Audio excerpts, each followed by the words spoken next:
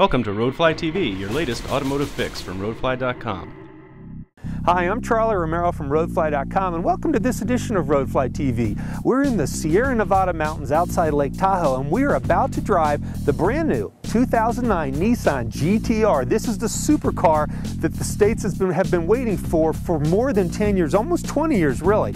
Now, this car has 480 horsepower, 430 foot-pounds of torque. It's made it to a 6-speed, double clutch, paddle shifted transmission, and this supercar has been designed and engineered to be easy to drive with very manageable levels of performance. Really, it's a supercar that sort of everybody can drive. Come on with us, let's go take it for a ride. So the original Nissan GT-R was introduced as a trim level package in 1969 on the Skyline. That's when the Skyline GT-R came into existence. Then in '71 they put it on a coupe. But when it really came into its own was in 1989. That's when the famous Nissan Skyline GT-R came into existence. It was a twin turbo car. It was an all-wheel drive car, and that's when really the GT-R was dubbed the Godzilla.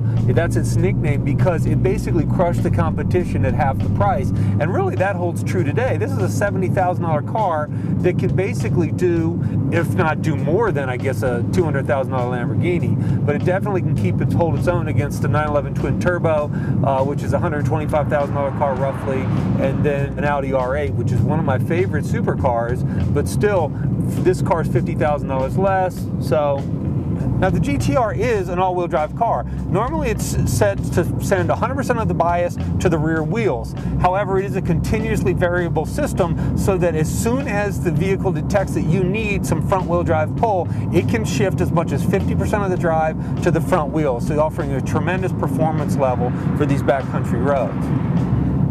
Now the suspension system is a double wishbone up front, and then you got a multi-link in the rear. Now it is electronically controlled dampers. The Bilstein dampers are controlled by a switch on the dash, which gives you either the R, the race sport mode, or the comfort mode, or then the normal mode.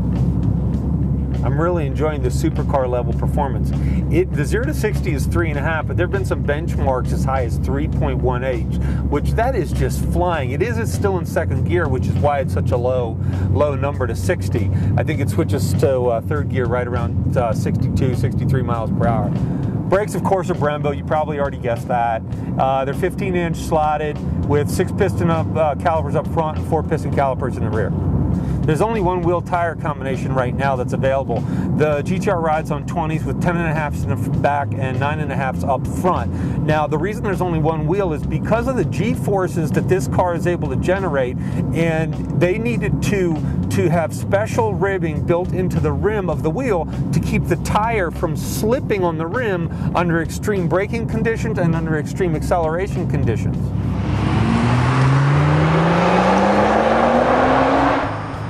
It's important to note that Nissan is known as a sports car manufacturer. In Japan, they're sort of known as the sports car company. And we know them for building great SUVs and, of course, the great sports car, the Nissan 350Z. Nissan really did their homework and focused on usability when they built the GT-R. It's got a huge trunk, something that no other supercar can compare. This cargo carrying capacity, you can fit 2 golf bags in there, plus a little bit more. Let me show you. I've got a large duffel bag here.